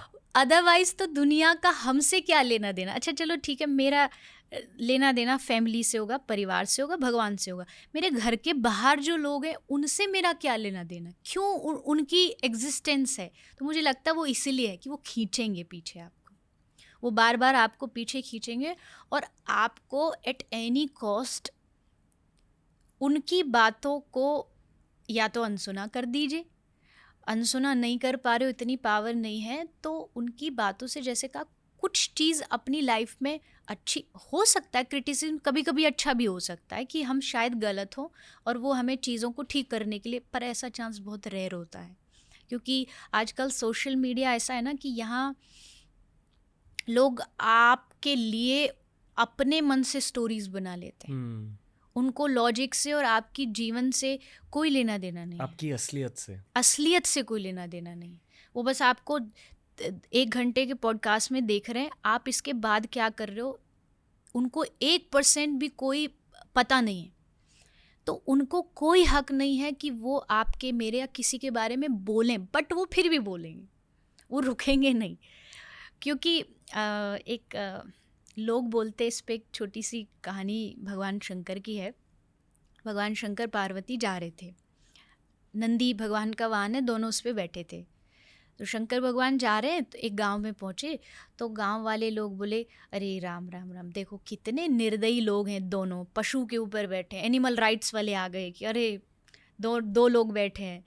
तो भगवान शंकर माता पार्वती ने कहा क्या करे। तो भगवान शंकर, पार्वती जी बोली आप बैठो, मैं नीचे चलती हूँ। तो भगवान शंकर बैठ गए, पार्वती जी पैदल पैदल जा रहे। नेक्स्ट गांव में पहुँचे तो वहाँ गांव वाले ने देख के बोला अरे राम राम राम, कैसा इंसान है, पत्नी पैदल जा रही है, खुद बैठा है नंदी पे। शंकर भगवान ने कहा कि तुम बैठ जाओ, मैं पैदल चलूँगा। तो अब माता पार्वती बैठ गई, शंकर भगवान पैदल जा रहे। नेक्स्ट गांव में पहुँचे तो लोग क्या बोले, अरे राम राम, देखो देखो जोरू का गुलाम जा रहा है, अरे खुद पैदल चल रहा है, उसको बिठा रखा है। भगवान शंकर ने कहा एक काम करो, हम दोनों ही नीचे उतर जाते हैं, हम दोनों ही पैदल चलते हैं। दोनों पैदल चलने लगे। भगवान ने सोचा अब तो कोई कुछ नहीं कहेगा, बोलेगा। नेक्स्ट गांव में जैसे पहुँचे तो नेक्स्ट गांव वाले क्या बोले, अरे राम राम, कैसे लोग हैं, व्हीकल वाहन है और फिर भी पैदल पैदल जा रहे। मुझे लगता है यही है दुनिया। आप कुछ भी कर लो, एट एनी कॉस्ट आपका ये क्रिटिसिज्म तो होगा ही होगा। और ये भी बात सच्ची है कि कामयाबी इतना शोर नहीं मचाती जितना बदनामी मचाती है, क्योंकि वो लोगों को एक्सेप्ट करने में इजी बहुत लगती है, किसी की बड़ाई या प्रशंसा करने में बहुत हिम्मत लगती है। बुराई देखो, कोई भी आप कमेंट खोल के देख लो तो आपको बुराइयों से भरा हुआ मिल जाएगा, बट उस पर जाएंगे तो आई थिंक कोई दुनिया में कुछ नहीं कर सकता। तो लोग जो कह रहे हैं आप उनको कहने दो, आप जिस सोच से आगे बढ़ते हैं उससे आगे बढ़ना चाहिए। बहुत ऑनेस्ट पॉडकास्ट बन रहा है। पता है ये ऑनलाइन ट्रोलिंग की बातें बहुत होती हैं पॉडकास्ट पर। इनफैक्ट मैं इसकी बातें करता नहीं क्योंकि इतनी ज़्यादा होती हैं। एंड मेरा मानना ये है कि बहुत सारे लोग ऑनलाइन ट्रोल होते हैं, तो ये बहुत नॉर्मल चीज़ है अगर आप सोशल मीडिया पर मेरा इशू ऑफलाइन ट्रोलिंग के साथ है। जो मैंने अब बात करी बैकएंड के बारे में या डिसीजन मेकर्स के बारे में, अलग कंपनीज़ के फाउंडर्स के बारे में, आई डोंट इवन माइंड अगर वो आपको क्रिटिसाइज़ कर रहे हैं, पर लोग कभी कभी ना करियर जेपर्डाइज करने की कोशिश करते हैं, मतलब आपसे अपॉर्चुनिटी छीन लेते हैं। स्पेशली जो इन्फ्लुएंशियल लोग होते हैं, फॉर सम रीज़न वो आपके साथ कनेक्ट नहीं कर पाते। बहुत सारे लोग मेरे साथ कनेक्ट नहीं कर पाते रिलीजियस कंटेंट की वजह से, मुझे पता है, ऑटोमेटिकली रिजेक्ट करते। बाकी का स्पोर्ट्स कंटेंट भी नहीं देखते क्योंकि रणवीर बना रहे हैं और रणवीर ऑब्वियसली बहुत ज़्यादा रिलीजियस है। तो मेरे से बहुत सारे career opportunities I won't say छीने भी गए, पर मेरे हाथ से निकल गए। पर मैं ये भी भगवान का ही खेल मानता हूँ, शायद वो मेरे लिए बने ही नहीं थे। इसलिए मैं अब ऑफलाइन ट्रोलिंग की इतनी ज़्यादा बातें कर रहा हूँ, क्योंकि यहाँ मैं एकदम खुल के बैठ रहा हूँ। देखो आपको एक बात बताओ, पहली चीज़ तो जो आपका होगा वो आपसे कभी भी दुनिया का कोई भी आदमी छीन नहीं सकता है। जो आपके लिए भगवान ने बनाया है, चाहे वो करियर हो, चाहे वो अपॉर्चुनिटीज़ हो, या कोई इंसान हो, क्योंकि अक्सर यही इन्हीं चीज़ों से हम लड़ते हैं कि भाई कोई चाहिए था वो छोड़ के चला गया, कोई अपॉर्चुनिटी थी वो चलेगी। मुझे लगता है कि जो चीज़ अपनी होती है वो कभी जाएगी नहीं, और जो चीज़ चली गई वो कभी अपनी थी ही नहीं। अपने माइंड को बस इतना ही थॉट दे के हमको माइंड को एक प्रोसेस करना पड़ता है कि सचमुच ये जो अस्तित्व है, जिसको लोग कहते हैं यूनिवर्सल, जो एक एनर्जीज़ है, हम उसे भगवान बोलते हैं, तो उसने हर एक चीज़ को कहीं ना कहीं आपके लिए पहले से लिखा है। इवन उन्होंने भी लिखा है और आप भी लिख रहे हो, आप जो कर रहे हो। अब मैं मेहनत कर रहा हूँ, कर रही हूँ, अक्सर लोगों को बहुत डाउट हो जाता है कि भाई मेहनत किया एंड देन उसके बाद जैसे आपने कहा अपॉर्चुनिटी आई, उसको कोई और ले गया। नहीं, उससे बड़ी अपॉर्चुनिटी भगवान ने एटलीस्ट आपके लिए कहीं बना रखी है, वो है। और ये जस्ट दिल को तसल्ली देने वाली बात नहीं है, ये सच है। और उस समय ये सोचना चाहिए कि मेरे डिसीज़न से ज़्यादा पावर है भगवान के डिसीज़न में। उनको पता है इसको कब कौन सी चीज़ कहाँ देनी है, इसके लिए कहाँ ज़रूरी है। तो अगर उसने छीना, इसका मतलब है कि कुछ बड़ा देने वाला है या कुछ अच्छा देने वाला। बड़ा इन दी सेंस कि यही नहीं कि अपॉर्चुनिटी बड़ी। कभी कभार ना हमको लगता है कि बहुत चीज़ें मिल रही हैं तो ही भगवान दे रहे हैं। अगर कभी भगवान कुछ चीज़ें आपसे ले भी रहे होते हैं, वापस छीन भी रहे होते, तो ये भी उनका एक वे है कुछ देने का। हो सकता है कि उसके जाने से स्ट्रेस कम हो जाए। कोई आदमी है, वो लाइफ में, उसके कारण हमारे लाइफ में बहुत स्ट्रेस है, बहुत परेशान है, वो दूर हो गया।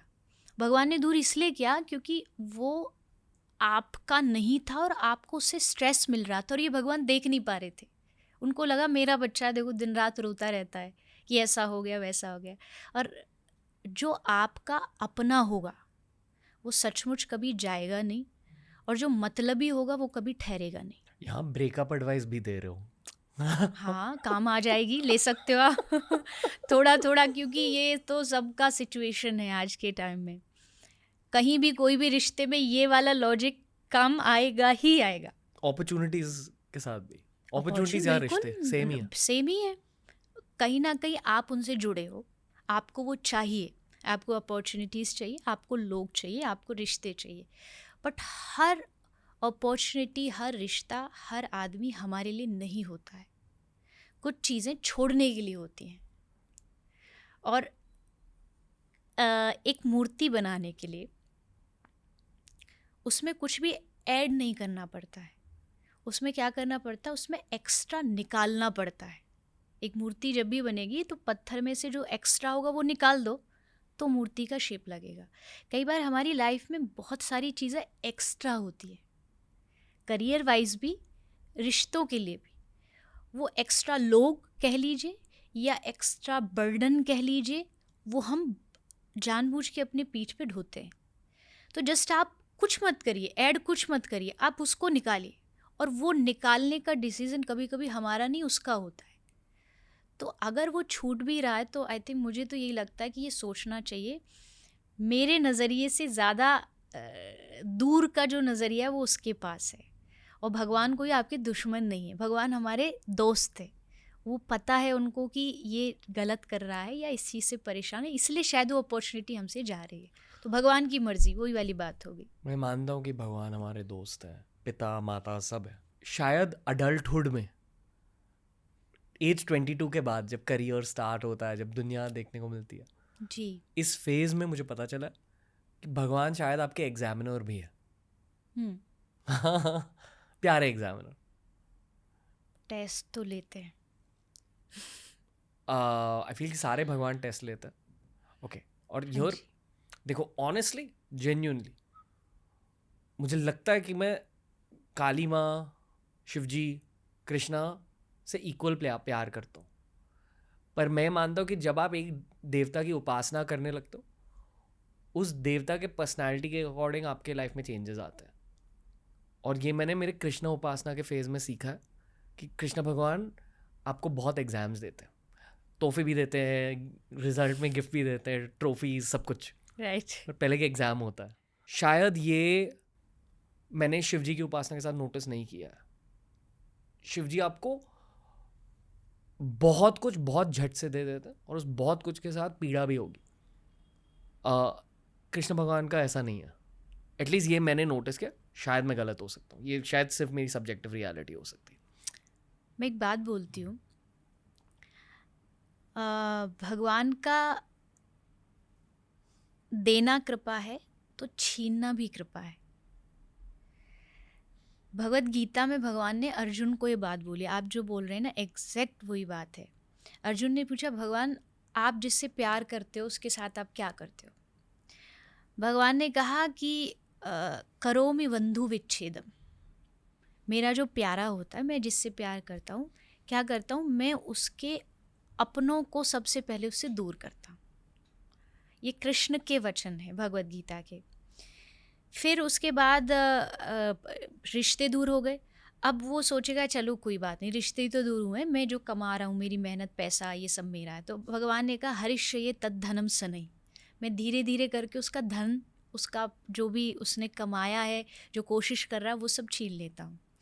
तो अर्जुन ने कहा कि आप कोई दुश्मन थोड़ी हो अपने जनों के कि आप ये सब करते हो। भगवान ने कहा दुश्मन नहीं हूँ मैं, पर मुझे पता है जब वो सब जगह से हार जाता है ना, सब जगह से जब उसके रिश्ते सब छूट जाते, तब वो मेरे दरवाजे आता और दोनों हाथ उठा के समर्पित होके, सरेंडर होके कहता, भगवान मैं हार गया, अब तू संभाल, अब तेरी मर्जी। और जब ये वो वर्ड बोलेगा ना कि अब तू संभाल, फिर देखो, फिर वो लगाम जो अर्जुन वाली संभाली ना कृष्ण ने, वो हमारी संभालेंगे।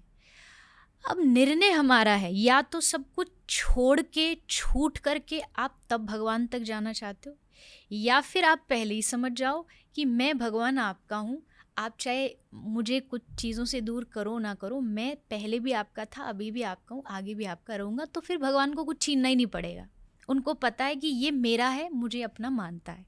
तो ये भगवान की एक तरीका है हमारा टेस्ट लेने का। अक्सर ऐसा टेस्ट जब कृष्ण लेंगे कि आपसे सब छीन लिया, तो लोग क्या करेंगे, हमारे धर्म में बड़ी फ्लेक्सिबिलिटी है, अच्छा कृष्ण नहीं काम कर रहा, चलो साइड में हटाओ, अब कोई दूसरा देवता ट्राई करते हैं। बट मुझे नहीं लगता ये प्रेम है।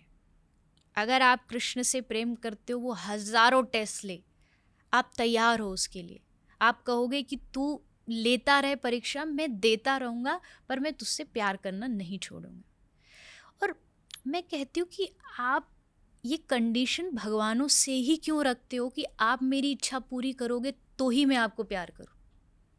अक्सर आज किसी भी मंदिर चले जाइए, आप सिद्धि विनायक जा रहे हैं, आप तिरुपति जा रहे हैं, आप वृंदावन जा रहे, बहुत कम और गिने चुने लोग होंगे जिनको प्यार है इसलिए जा रहे हैं। वो इसलिए जा रहे हैं कि उनके जीवन के कुछ दुख संकट है और उन्होंने कहीं सुना है कि फलाने फलाने मंदिर में जाओगे, 2 नारियल चढ़ाओगे तो तुम्हारे दुख दूर हो जाएंगे। पर मैं मानती हूँ भगवान दुख दूर करने की कोई मशीन नहीं है।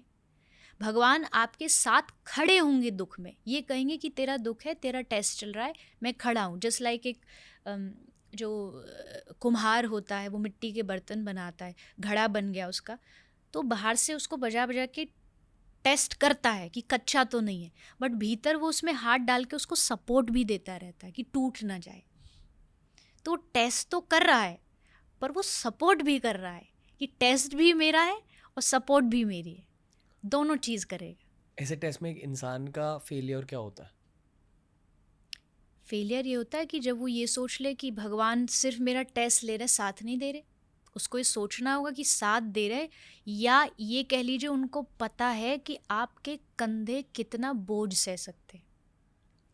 एग्जाम्पल के लिए, कोई फादर अपने 2 बेटों के साथ मार्केट जा रहा है, एक बड़ा है लगभग 20-22 साल का, एक 4-5 साल 6 साल का बच्चा है। उसके बाद 2 पॉलिथिन है, एक में हैवी सामान है, एक में थोड़ा लाइट है। तो हैवी वाला किसको देगा? जो बड़ा है। क्यों? क्योंकि उसे पता ये हैवी आइटम, हैवी वेट उठाने के लिए कैपेबल है। जो छोटा होगा उसको नहीं देगा, ये उसकी समझदारी है। तो अगर भगवान हमारा टेस्ट ले रहे हैं या हमारे कंधों पे कोई बोझ डाल रहे हैं, तो ही नोज कि ये इसके लिए कैपेबल है। कैपेसिटी से ज़्यादा कभी भी भगवान आपके कंधे पे बोझ नहीं डाल सकते। उनका ये तरीका है, प्यार करने का उनका तरीका है कि एक टाइम जा कर के, क्योंकि बिना जीवन में जब तक कोई हार्ड टाइम नहीं आए ना, तो आदमी लाइफ की सच्चाई को नहीं समझ पाता है। इसलिए हार्ड टाइम ज़रूरी है, और इसलिए भगवान दे रहे हैं उसको ये हार्ड टाइम, ताकि इससे उसके कंधे मजबूत हो। मेरी नज़रिए से अगर आप ये मानते हो कि टेस्ट चल रहा है, पर तू कितने भी टेस्ट ले ले, मैं तो नहीं छोड़ना तेरा पीछा, मैं तो पकड़ के पीछे बैठा हूँ, छोटा सा बच्चा हूँ।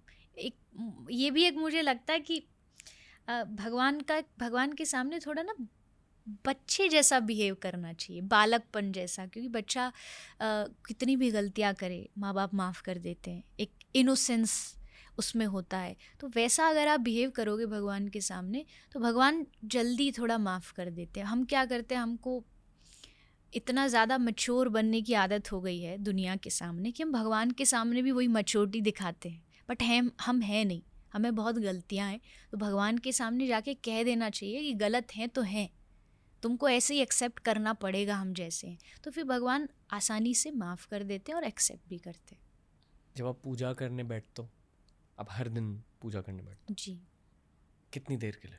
मैं एक बात हमेशा कहती हूँ, मैं पूजा नहीं करती, मैं भगवान से प्रेम करती हूँ। पूजा का मेरा टाइम टेबल सिस्टम ऊपर नीचे हो सकता है।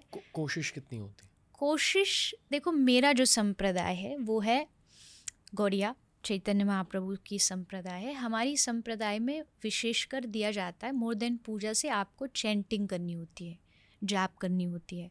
तो मेरे दिन की शुरुआत इतना तो ज़रूर है कि आधा एक घंटे के लिए जिस हमारे घर भगवान की विग्रह है, मूर्ति है राधा कृष्ण, उसको हम रोज़ स्नान कराते हैं, वस्त्र बदलते हैं, उनकी सेवा करते हैं। फिर होती है नाम जाप, हरे कृष्ण महामंत्र, उसकी चैंटिंग होती है। मॉर्निंग में अगर आपको कहीं जल्दी जाना होता है तो आप थोड़ा सा 2-3 माला करके रख देते हैं। अगर आपको नहीं जाना होता है तो एटलीस्ट हमारी संप्रदाय में कहते हैं आपको डेली बेसिस पे 16 राउंड्स इज़ मिनिमम। ये नहीं कि 16 राउंड्स कर लिया तो इनफ हो गया, बैग माला का टांग के रख दिया, ऐसा नहीं। फिर पूरा दिन भी जो मेरा रहता है उसमें मेरी माला हमेशा साथ रहती है। इवन जैसे भी मैं अब पॉडकास्ट में हूँ तो मेरी माला मेरे साथ रहेगी, जैसे टाइम मिला माला किया। या कई बार ऐसा भी होता है टाइम नहीं भी मिला फिर भी मेरे पास हाथ में माला रहती है। कई लोग मुझसे क्वेश्चन करते, मेरे घर वाले भी करते कि तुम जहाँ जा रही हो वहाँ तो माला कोई काम नहीं है, तो फिर वहाँ क्या काम? मुझे लगता है कि वो मेरे हाथ में रहनी चाहिए, वो मुझे एक पावर देती है। जैसे मेरे पॉकेट में 5,000 रुपये, भले मैं खर्च ना करूं बट एटलीस्ट मुझे पता है मेरे पास, ज़रूरत पड़ी तो दे सकती हूँ, तो वो मुझे पावर देती है। इसलिए मेरा पूजा का घंटा निश्चित नहीं है कि इतने ही घंटे में पूजा करूँगी या इतना ही टाइम में पूजा करूँगी। मैं पूरा दिन जब जहाँ मौका मिलता है मैं भगवान का नाम जाप करती हूँ। मेरा सवाल ये है जी कि आपके प्रार्थना करने के वक्त हर किसी का एक पीक मोमेंट होता है नहीं, जहाँ प्रार्थना बहुत डीप चली जाती है। मेरा सवाल ये है कि उस मोमेंट में आपको दिखता क्या या महसूस क्या होता है, ये मेरा सवाल है। So I didn't mean to ask you about the puja in detail, हाँ, बट ठीक है, थैंक यू कि आपने बता दिया। ये इससे मैंने सीखा। पर अब बताइए कि पीक मोमेंट पे क्या दिखता है और क्या महसूस होता है? जो मैं बोलती हूँ भगवान की लीलाएं, भगवान की कथाएं, या जो मैंने बचपन से सुनी है, या जो वृंदावन में जन्म लेने के कारण मैंने देखी है, जिसमें बहुत सारी लीलाएं, लाइक भगवान राधा कृष्ण की बहुत सारी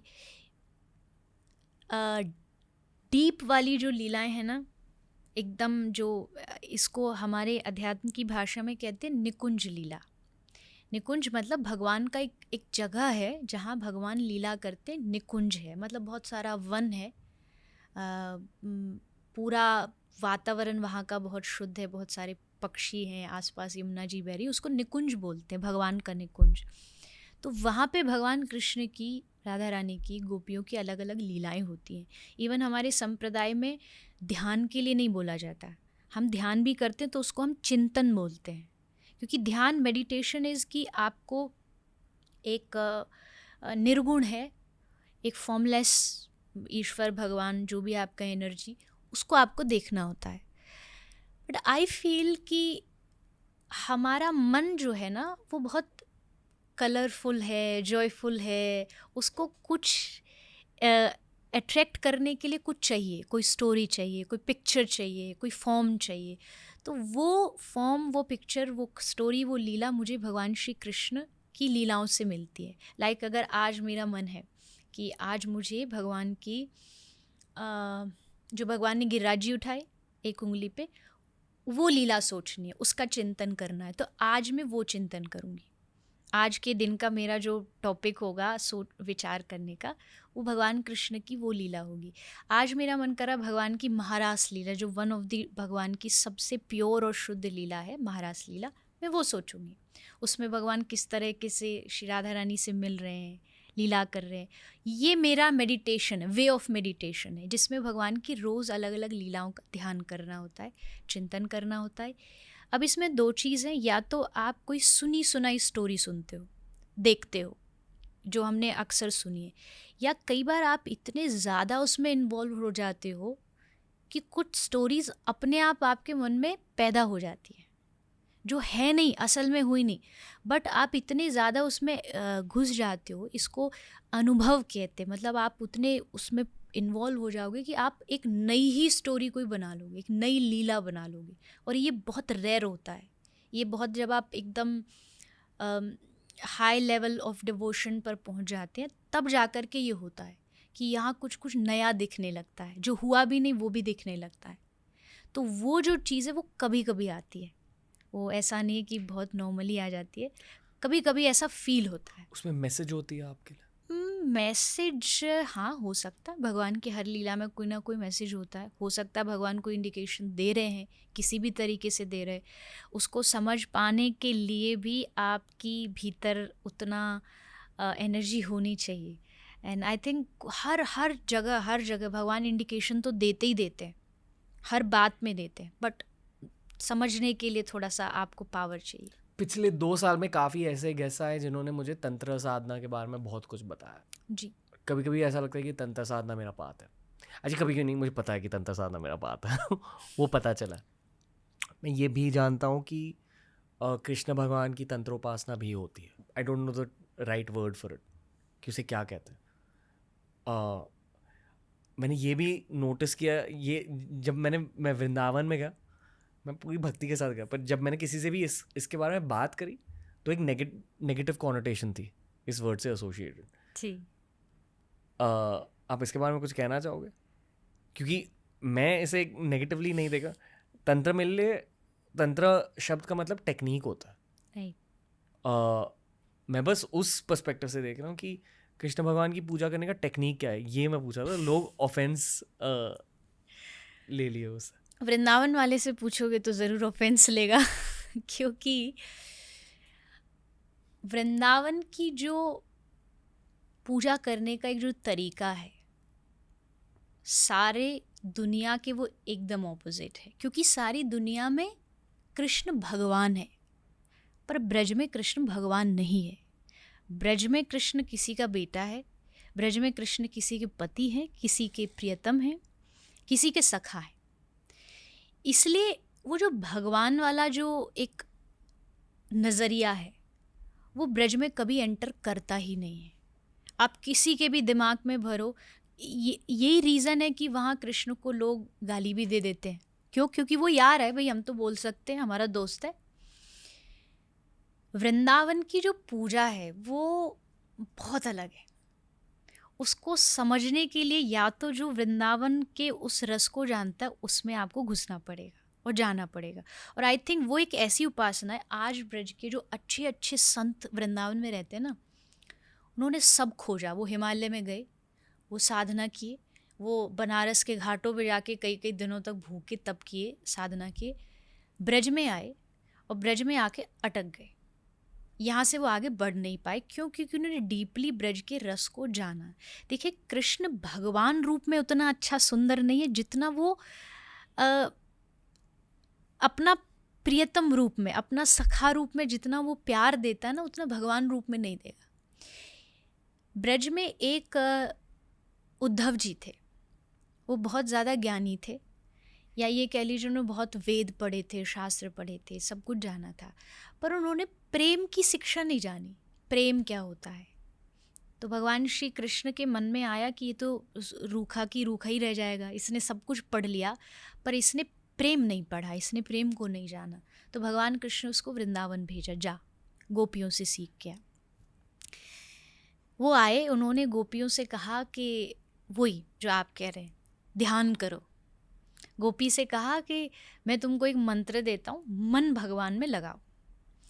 तो गोपी ने कहा कि मन भगवान में लगाओ ये तो तूने पढ़ लिया उद्धव, पर एक बात बता, जिसके पास मन ही ना हो वो क्या करे?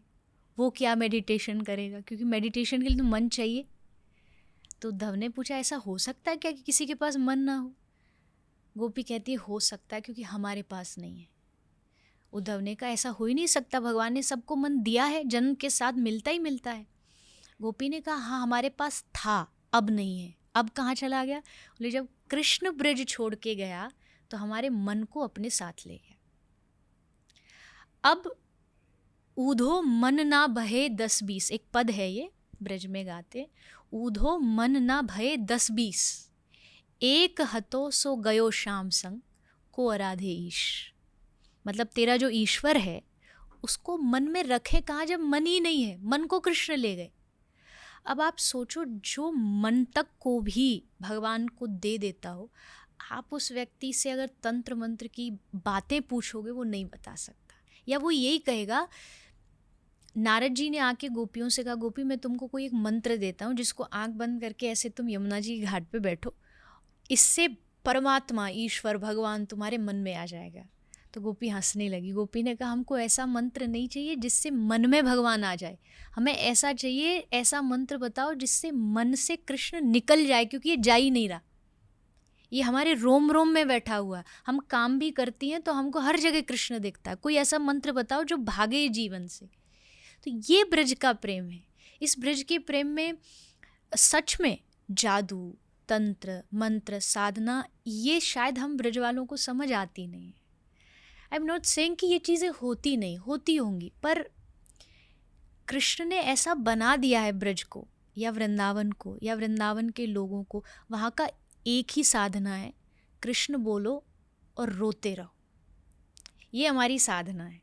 कोई हमसे पूछे तुम ब्रजवासियों का मंत्र क्या है, राधा राधा कहना, ये हमारा मंत्र है, और उनके लिए रोना। क्योंकि मुझे लगता है दुनिया का टॉप मोस्ट जो इमोशन है वो है जब आप भगवान के सामने रोते हो, आप उनके याद में रोते हो, उनके लिए रोते हो, और यही प्रेम होता है। जब आपकी किसी ने कहा कि मोह और प्रेम में क्या फ़र्क है, तो उत्तर देते हैं कि जब किसी से कुछ दिन बाद मन भर जाए वो मोह है, पर किसी को देखकर मन भराए वो प्रेम है। किसी के शरीर के लिए आकर्षण हो वो मोह है, पर किसी के लिए मन से समर्पण हो वो प्रेम है। आप किसी से सम्मान चाहो वो मोह है, पर आप सम्मान दो वो प्रेम है।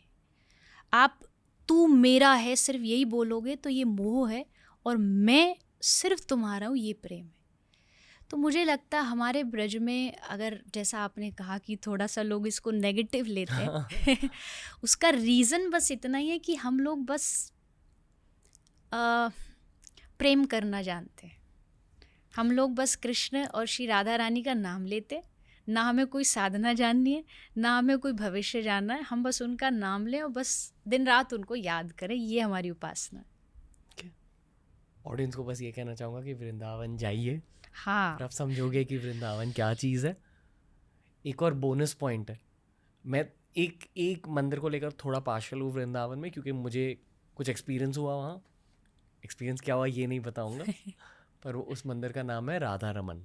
अरे वाह, बहुत तो बहुत अच्छी जगह, बहुत अच्छा स्थान, वहाँ जाइए। वहाँ जाना चाहिए। मोस्टली लोग, कुछ लोग जो नहीं जानते तो शायद नहीं जा पाते, बट राधा रमन जी ब्रज के लाडले ठाकुर में से एक है, लाडले वाले, क्योंकि वो बाल रूप में है।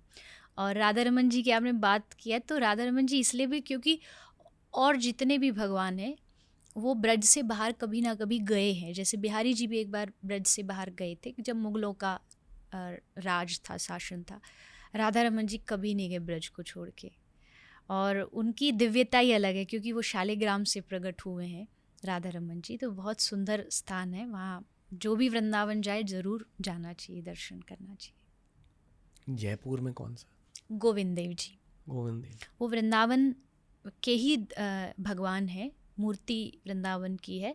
पर जब मुग़ल शासक आए मंदिरों को तोड़ने लगे, तो उस समय राजा मान सिंह ने बहुत सारी मूर्तियों को सेफ्टी के हिसाब से दूसरी जगह भेजा, तो वो जयपुर ले आए गोविंद देव जी को। एक और वृंदावन के भगवान है मदन मोहन जी, सबसे पुराना मंदिर वही है।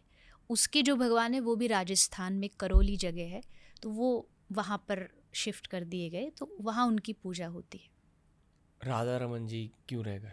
राधा रमन जी का मुझे लगता है, हम कहते राधा रमन जी पक्के ब्रजवासी हैं, और कई ऐसे ब्रज के लोग हैं जो ब्रज से बाहर जाते नहीं। आज भी हमारे ब्रज में से बहुत सारे संत हैं, उनका संकल्प है वो ब्रज के बॉर्डर बाउंड्री को क्रॉस नहीं करते, वो हमेशा उसके अंदर। इवन उनका तबीयत कितनी भी ख़राब हो जाए, डॉक्टर बुलाते हैं, बट वो ब्रज से बाहर नहीं जाते। तो आई थिंक राधा रमन जी भी उन्हीं पक्के ब्रजवासियों में से एक है कि मैं इससे बाहर जाऊंगा नहीं, क्योंकि ब्रज से ठाकुर जी को बहुत प्यार है। एक पद में हम गाते हैं ब्रज के लोग, नारायण दास जी का वो पद है, उसमें लिखा है कि यद्यपि मिले कोटिक चिंतामणि, हरिहु को न निहार, रेमन वृंदा विपिन विहार।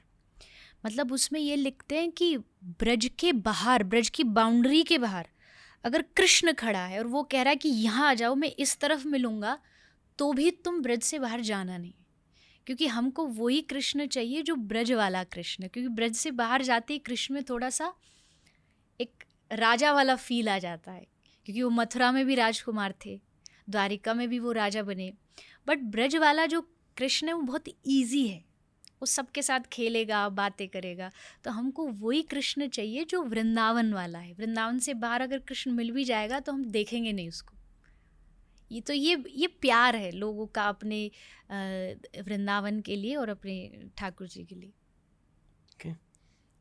मुझे याद भी नहीं कि गुस्से की फीलिंग क्या होती है। और बस यही था आज का एपिसोड। आई होप एपिसोड के बाद भी आपके मन में यही कृष्ण वृंदावन चलता रहे, और फर्स्ट यहाँ से जाके आप प्लान बनाएं कि अब मुझे वृंदावन जाना है। मैं वृंदावन जाऊंगा, क्योंकि जब मैं इस बार गया अक्टूबर में, जब मैं वृंदावन से लौटा तब दिमाग में बहुत सारे सवाल थे, तो मैंने सोचा कि इन सवालों का जवाब ढूंढकर फिर लौटूंगा। या वो ट्राई कि अगर आप वृंदावन आते हैं और अगर मैं वहाँ पर हूँ, आप हम मिले, और आपको दो वृंदावन है। दो वृंदावन मीन्स एक वो है जिसको लोग देखने जाते हैं, एक वो वृंदावन है जिसको दिखाया जाता है, जो देखना पड़ता है। Not just concrete building lights, ये सब देखना, ये वृंदावन नहीं है। एक वृंदावन ऐसा छुपा वृंदावन है जो या तो जो वहाँ रहते हैं उनको थोड़ा नॉलेज है कि यहाँ क्या हुआ, कैसे हुआ, और कुछ कुछ ऐसी जगह जहाँ फीलिंग आती है। मैं वृंदावन में रहती हूँ, ब्रज में रहती हूँ, बट कभी कभी होता है कि देखो थोड़ा सा बिल्डिंगें बन गई है, थोड़ा सा एक आता ही है, हर जगह आया, ये तीर्थों में भी आया है, बट अभी भी ऐसी जगह हैं जहाँ जाके फील होता है कि सचमुच यहाँ कृष्ण गैया चराते होंगे। तो वो जो जगह है वो कहीं ना कहीं छुपी है, और वो देखना जाओगे तब ये जो वाला वृंदावन जिसकी हम बात कर रहे हैं ये तभी दिखेगा। तो आई होप नेक्स्ट ट्रिप जब भी आपकी होगी तो आपको असल वृंदावन का दर्शन हो। तो थैंक यू देवी जी, बहुत ज़्यादा सीखा आपसे, तो very grateful to you. And definitely आपसे फिर से बात करनी है। जी, thank you for having me. आगे भी हम ऐसी बातें, ऐसी वृंदावन ठाकुर जी अपने जीवन सबसे जुड़ी बातें लोग तक पहुंचाएं आपके और सबके थ्रू। तो मुझे भी बहुत अच्छा लगा। आई होप जल्दी फिर बात करेंगे। Thank you. ठीक है, तो दोस्तों ये था आज का धार्मिक स्पेशल। बताइए एपिसोड कैसा लगा, फीडबैक दीजिए and as usual guest recommendations भेजिए। हमने बहुत सारे सनातन धर्म से रिलेटेड एपिसोड्स क्रिएट करे हैं। I personally would also suggest हमारे तंत्रा एपिसोड्स भी चेकआउट करें, वो एक अलग स्कूल ऑफ थॉट होती है। वैसे हमारे सारे सनातन धर्म के एपिसोड्स हम लिंक कर देंगे नीचे। बाकी TRS एपिसोड्स भी देखिए, उनसे सीखिए। आपकी सोल को, उसी सोल की जर्नी को बहुत ज़्यादा फ़ायदा मिलेगा इन बातों से। TRS will be back soon. Ranveer and the team will also be back very soon. Hare Krishna.